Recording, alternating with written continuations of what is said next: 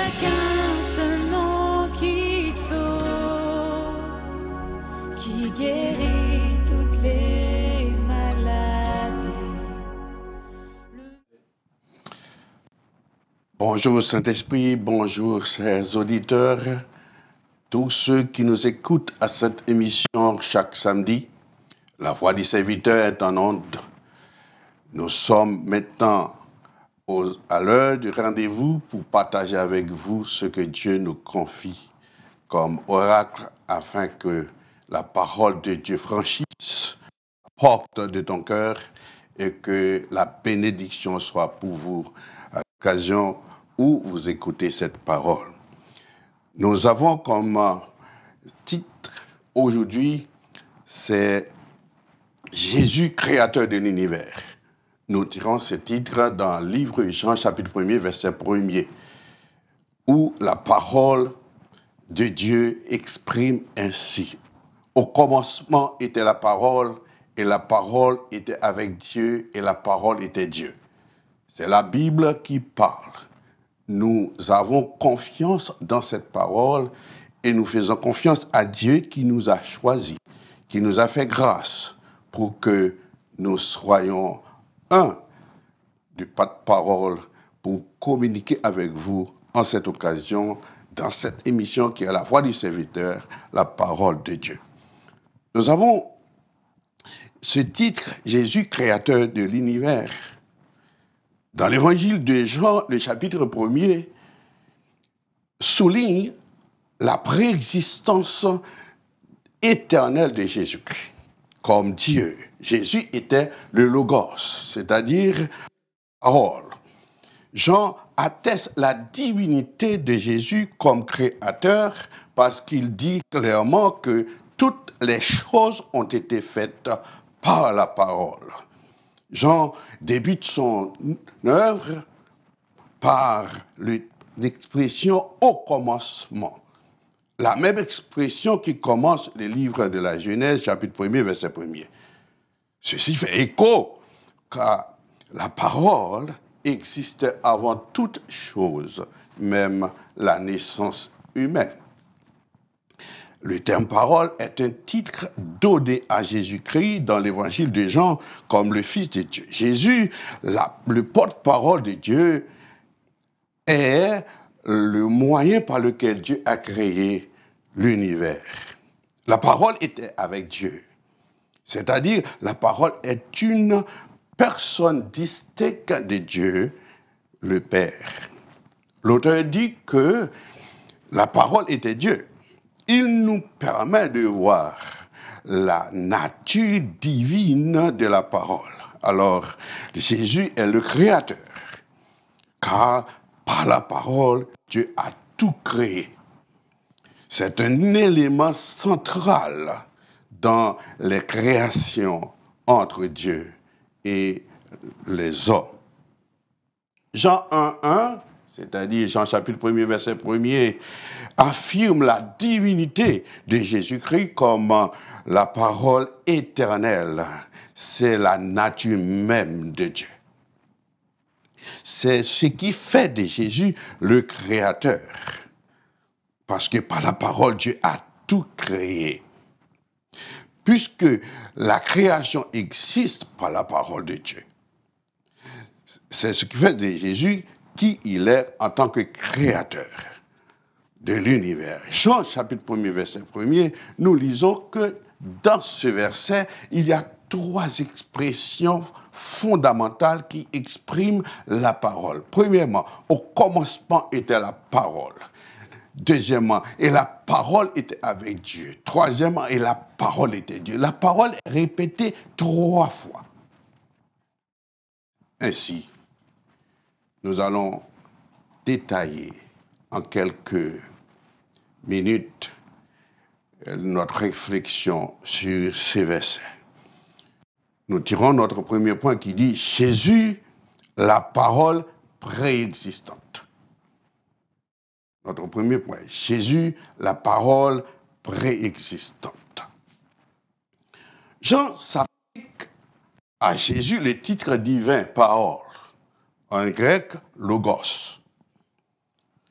L'évangéliste Jean atteste que Jésus est la parole de Dieu.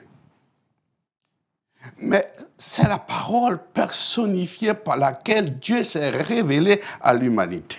La révélation la plus évidente de Dieu nous est adressée par le moyen de son Fils Jésus-Christ. Ainsi, l'Épître aux Hébreux dit, au chapitre 1er, versets 1 à 3, « Après avoir autrefois, à plusieurs reprises et de plusieurs manières, parlé à nos pères par les prophètes, Dieu nous a parlé par le Fils qu'il a établi héritier de toutes choses, par lequel il a aussi créé le monde. Et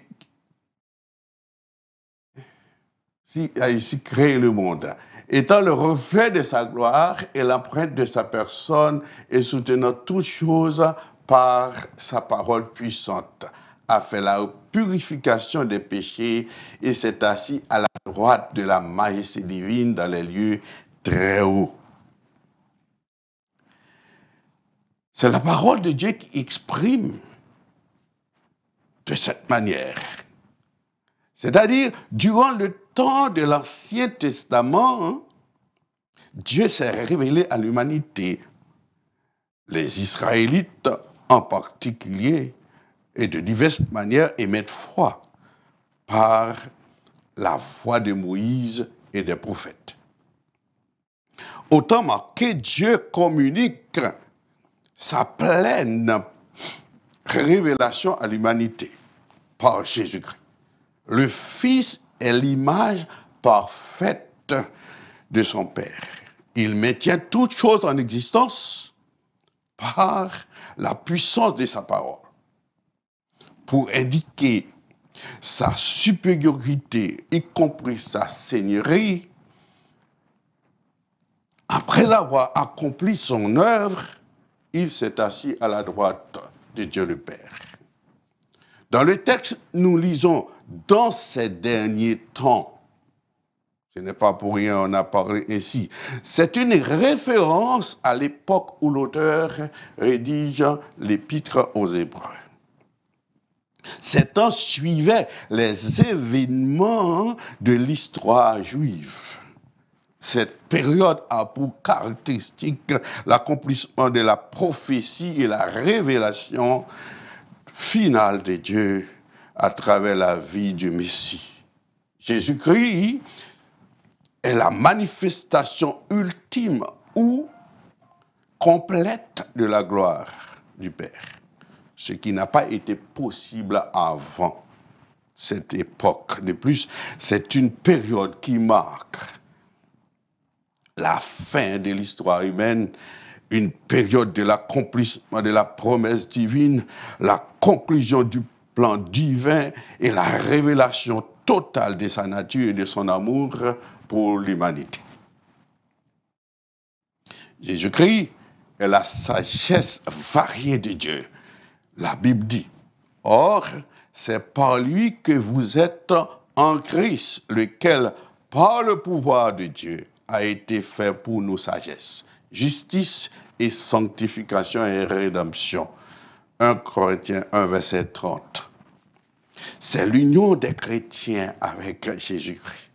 Celui-ci, c'est-à-dire Jésus-Christ, est devenu pour les croyants la sagesse de Dieu. Il les justifie en les choisissant et les libérant de leurs péchés. Ce passage stipule le rôle central de Jésus-Christ dans le salut des hommes et la façon dont Dieu agit aux yeux du monde pour accomplir sa volonté. Ce verset accentue sur l'œuvre de Dieu en Jésus-Christ, car Christ est le chemin du salut. Si vous voulez entrer dans le royaume de Dieu, si vous voulez devenir qui Dieu veut que vous soyez, il faut manifester la foi dans le nom de Jésus-Christ. parce qu'il est le chemin, la vérité et la vie. Nul ne vient au Père que par Jésus-Christ. En outre, Paul, apôtre de Jésus-Christ, déclare, afin que les dénominations et les autorités dans les lieux célestes connaissent aujourd'hui par l'Église la sagesse infiniment variée de Dieu, selon le dessein éternel qu'il a mis à exécution par Jésus-Christ notre Seigneur. Éphésiens 3, versets 10 à 11. C'est le projet éternel de Dieu pour l'humanité. Le dessein de Dieu est la manifestation de sa sagesse au pouvoir céleste et humain, visible et invisible. Il agit ainsi par le moyen de l'Église. L'Église est le point de rencontre entre les Juifs et les païens. Par le moyen de l'Église, les Juifs et les païens sont unis pour former un seul corps en Jésus-Christ.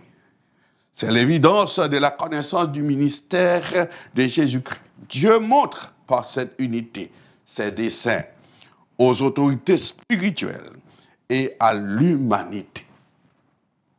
En Christ, au sein de l'Église, les Juifs et les païens sont au même titre.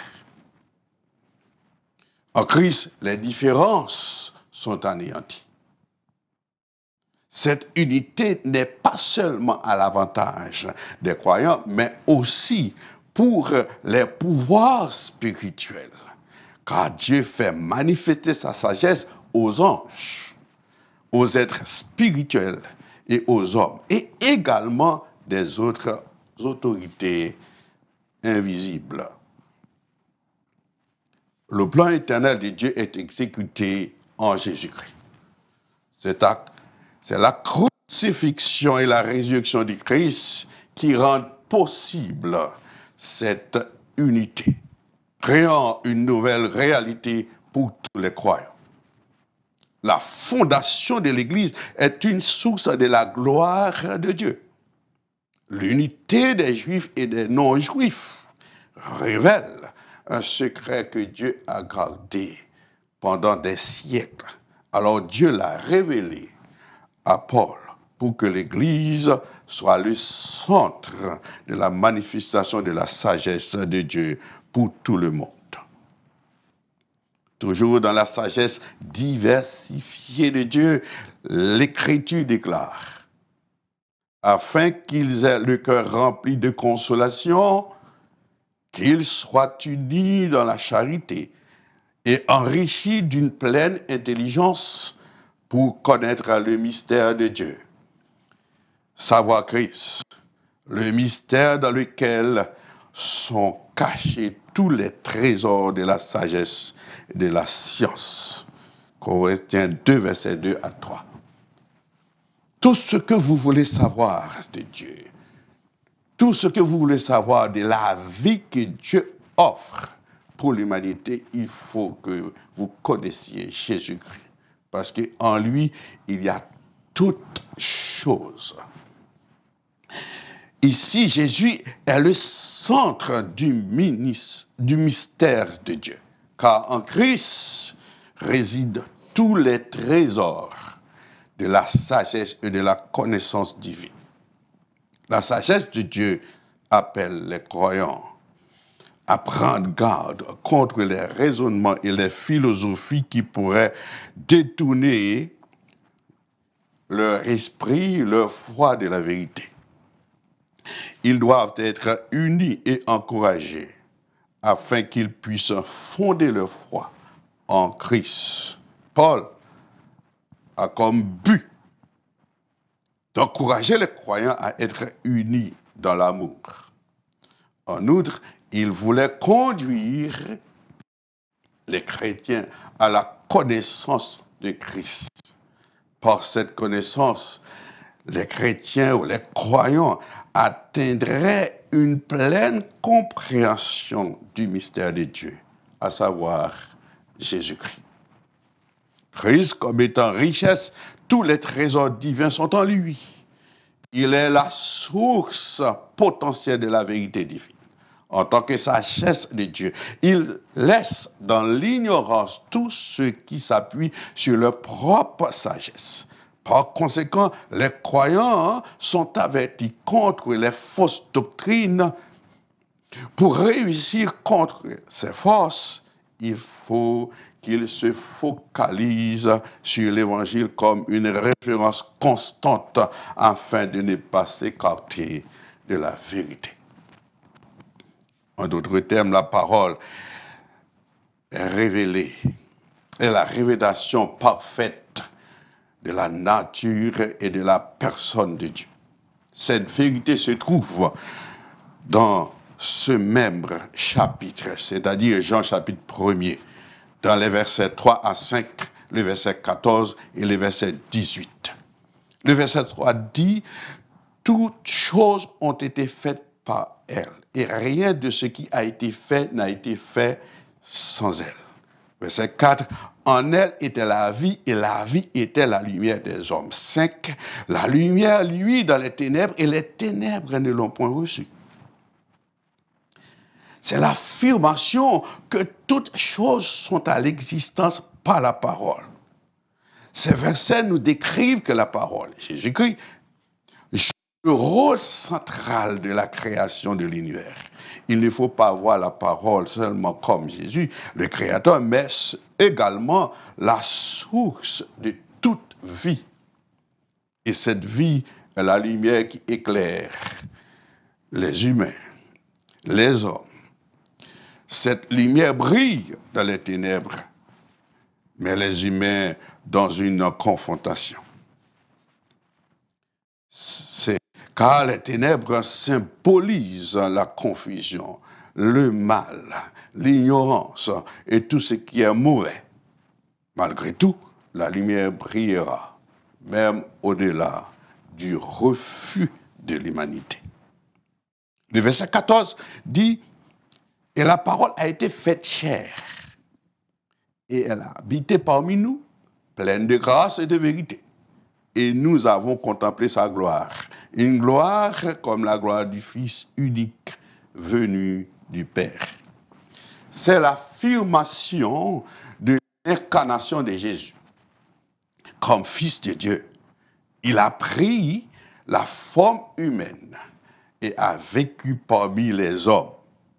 Cette parole incarnée, pleine de grâce et de vérité, apporte au monde l'amour, ce qui est contraire à la loi de Moïse.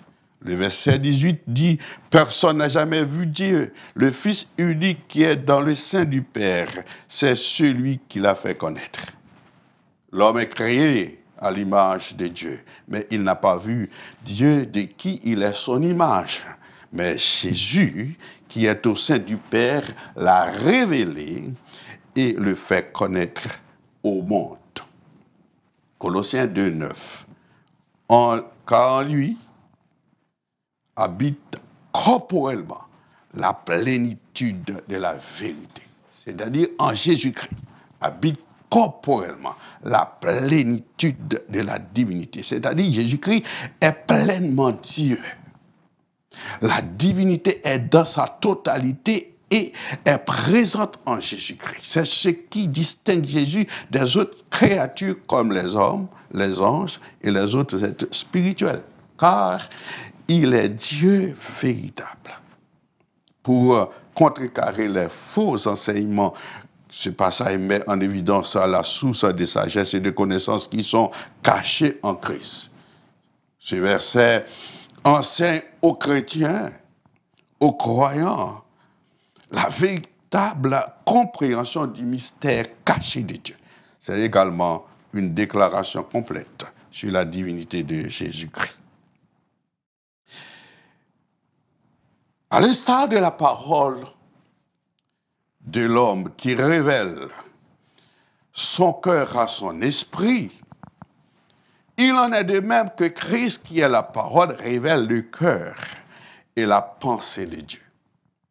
Sur ce, Jean 14, verset 9 dit, Jésus lui dit, il y a si longtemps que je suis avec vous et tu ne m'as pas connu, Philippe. Celui qui m'a vu a vu le Père. Comment dis-tu, montre-nous le Père? Jésus s'affirme à ses disciples, particulièrement à Philippe, puisque tu me vois et tu me connais, cela signifie que tu vois et tu connais mon Père. Car mon Père et moi sommes intimement liés. Je vis en mon Père et lui en moi. Et que, en tant que révélation complète du Père, Jésus est venu dans le monde pour que les hommes puissent voir et connaître Dieu le Père. L'unité qui existe entre Jésus et le Père affirme et clarifie qu'il est impossible de voir Jésus sans voir le Père. Jésus est la manifestation parfaite et complète de Dieu, le Père, au sein de l'humanité. Jésus a plusieurs caractéristiques. De ces caractéristiques, j'aimerais souligner 3.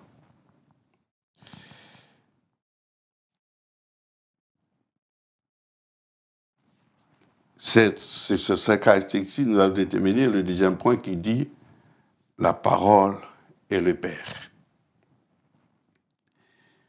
Bien longtemps avant la fondation du monde. Deuxième point, la parole et le Père. Bien longtemps avant la fondation du monde, Christ existait avec Dieu. Le Père. Il est l'image du Dieu invisible, le premier-né de toute la création. Colossiens 1,15. Ce verset affirme que Jésus n'est pas une créature, il est le créateur et le soutien de toutes choses. D'un point de vue théologique, ce verset affirme non seulement la divinité de Jésus, mais il dément les faux docteurs qui nient que Christ est Dieu et le représente comme un être créé. La plénitude de Dieu réside en Christ. Selon la Bible, Christ est Dieu. Il est la représentation parfaite de Dieu. En tant qu'image du Dieu invisible, Jésus-Christ met en évidence une relation d'affection et de filiation divine. Ce verset joue un rôle important en ce qui a trait à l'autorité divine de Christ, car il confère une légitimité à l'identité de Jésus-Christ en le révélant publiquement pour le monde. Troisième point qui dit la parole et le monde. Troisième point, la parole et le monde. Dieu le Père a créé l'univers par la parole, Christ. Car Christ est la parole. Dès le commencement, pour créer l'univers, Dieu dit que la lumière soit et la lumière fut. C'est par la parole que le monde peut soutenir aujourd'hui. Jean 1er, verset 3. Car en lui ont été créées toutes les choses qui sont dans les cieux et sur la terre, les visibles et les invisibles, trône, dignité, domination, autorité, tout a été créé par lui et pour lui. Colossiens 1, verset 16. Ce verset est l'un des versets qui démontre que Christ est le Créateur et le but ultime de l'existence. Il est au-dessus de tout ce qui a été fait. Il est le dominateur de tout. Dieu, dans ces derniers temps, nous a parlé par le Fils, qu'il a établi héritier de toutes choses, par lequel il a aussi créé le monde. Hébreux 1, verset 2. Nous avons dit déjà ce verset, mais nous aimerions donner quelques éléments d'explication. C'est l'évidence de la révélation de Dieu. Il démontre que Christ est la révélation ultime et complète de Dieu. Cette révélation complète, la communication de Dieu avec les prophètes de l'Ancien Testament. Il souligne le dialogue final de Dieu. Mais le message de Dieu est continuel. Pour ce faire, Christ est l'étape la plus importante pour cette continuité et la révélation culminante de la communication de Dieu à l'humanité. Quatrième point, la parole et l'humanité. Point 4, la parole et l'humanité. Jean 1, verset 14, c'est-à-dire Jean chapitre 1, verset 14 dit, la parole a été faite chair. C'est-à-dire, parole à tout le monde. C'est ça nous qui joignons Jésus-Christ. C'est pourquoi on dit que Jésus-Christ est la parole. Le verset a bien dit au verset 1er. Ce qui démontre qu'en Christ, Dieu s'est fait homme. Jésus étant comme, il a revêtu la même nature que les humains, mais il n'a jamais succombé au péché. Christ est l'incarnation de Dieu parce qu'il a quitté le ciel, son trône céleste, afin de vivre les conditions de la vie humaine. Pour y parvenir, il a franchi la porte de la naissance, celle de la naissance des êtres humains. Matthieu 1er, verset 23. En Ésaïe 7, verset 14, il a le nom d'Emmanuel, Dieu avec nous. Et Ésaïe 9, verset 5 dit, car un enfant nous est né, un fils nous est donné. La domination reposera sur son épaule. On l'appellera admirable, conseiller, Dieu puissant, Père éternel, prince de la paix. C'est la Bible qui parle au sujet de Jésus-Christ. C'est pourquoi nous avons la confiance et l'autorité et la pertinence de dire que Jésus-Christ est Dieu. La Bible a parlé. Notre boussole, c'est la Bible. Notre source de réflexion, de compréhension, de la connaissance au sujet de Dieu, c'est la Bible. La Bible nous parle clairement au sujet de Jésus qui il est. Cinquième point dit, pourquoi la répétition du mot parole? Cinquième point. Pourquoi la répétition du mot parole? Parce que Jean chapitre 1, verset 1 dit, au commencement était la parole. Et la parole était avec Dieu. Et la parole était Dieu. 3 fois, on a cité le mot parole dans un seul verset. 3 fois en Jean 1, 1. Le mot parole est répété. Cette répétition souligne la nature divine et l'existence éternelle de Christ.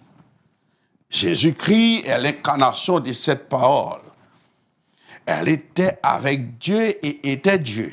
La répétition révèle que la parole n'est pas un simple messager. Cette parole est une personne divine. Cette parole est unique et vivante. Elle existe de toute éternité avec Dieu. Car il y avait la relation intime entre la parole et Dieu le Père.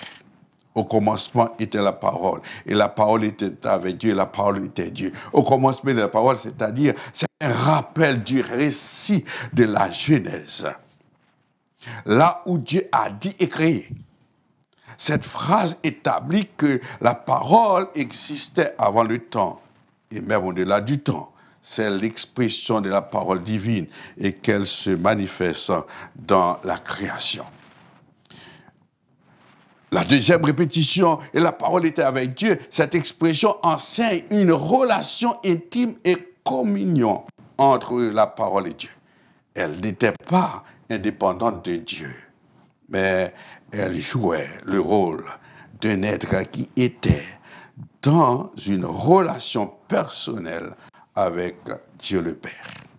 La parole était Dieu, C'est la communication de l'essence divine de la parole. Cette phrase établit l'unité de la parole avec Dieu.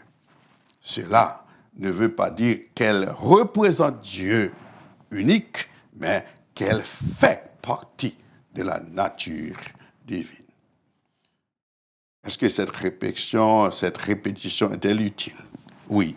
Elle est utile parce que la répétition de la parole dans le verset indique l'éternité, indique la divinité, indique l'unité et la distinction avec Dieu. Le Père indique l'incarnation de Jésus-Christ. Ça décrit tout ce que Jésus-Christ est dans son être. Pour finir, avec quelques mots que nous voulons utiliser pour expliquer qui est Jésus en tant que parole. Il est le créateur de l'univers.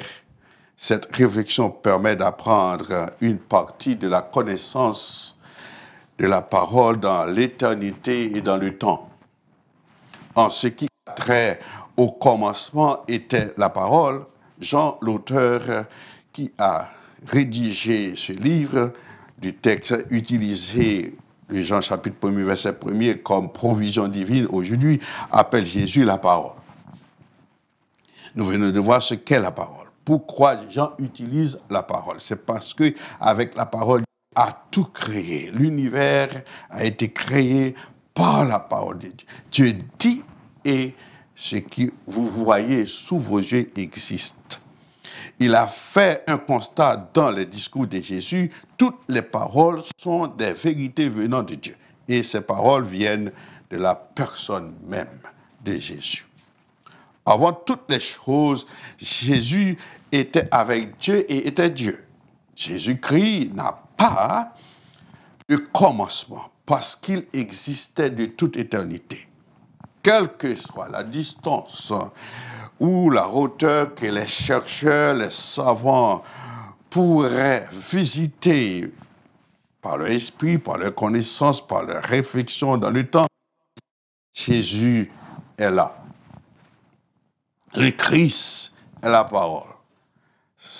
La parole a elle a vécu parmi nous. Elle est la manifestation de la vérité, de la vie et de la création de Dieu. C'est pourquoi la venue de Jésus, son œuvre, sa mort et sa résurrection apportent à l'humanité la révélation complète de Dieu. Vous qui êtes à l'écoute, vous qui prenez le temps d'écouter cette émission, c'est la provision que Dieu vous distribue aujourd'hui. Comme toujours, nous aimerions de vous demander,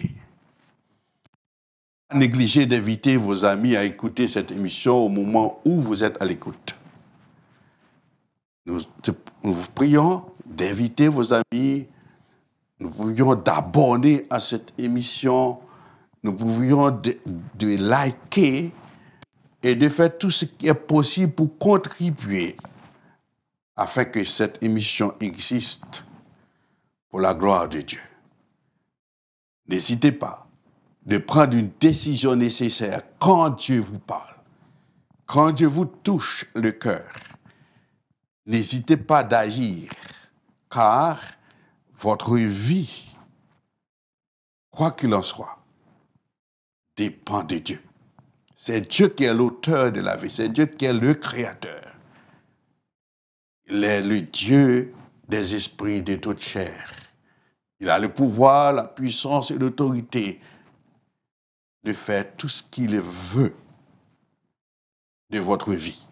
Si vous communiquez votre vie, si vous donnez votre vie à Christ, votre vie sera en sécurité et vous aurez la vie éternelle, c'est qu'il offre. C'est pourquoi Christ est venu sur terre. Que Dieu vous bénisse, que Dieu vous garde, que Dieu vous préserve, afin que vous soyez toujours des nôtres et que vous soyez toujours à l'écoute de sa parole et que cette parole vous apporte la bénédiction divine. Soyez bénis en Jésus-Christ.